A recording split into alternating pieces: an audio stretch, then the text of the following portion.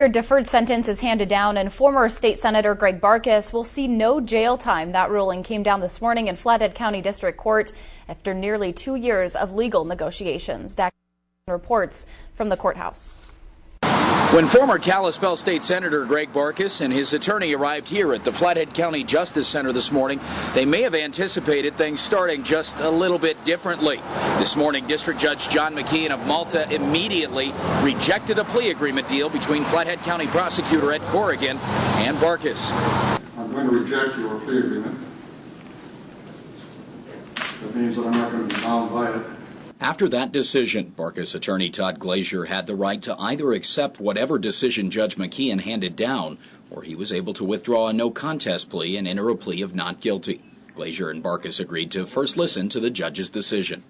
Testimony was offered by pre-sentence investigator Keely Absalonson as to what, if any, additional information was discovered regarding the Flathead Lake boat crash nearly 2 years ago.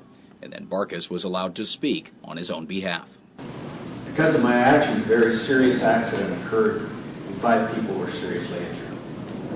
Thankfully, all recovered and have resumed their normal lives. But memories of that accident will reside in my heart and mind for the rest of my life. Although the new sentence was stiffer than the previously recommended 3 years of probation, Barkus agreed to the 4 years of supervised probation.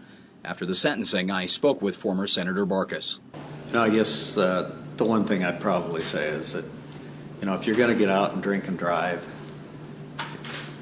bear in mind the consequences aren't the arrest for a DUI.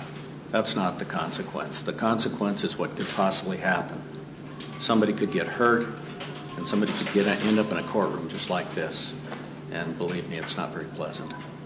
Reporting at Flathead County District Court in Kalispell, I'm Dax VanFossen from Montana's news station.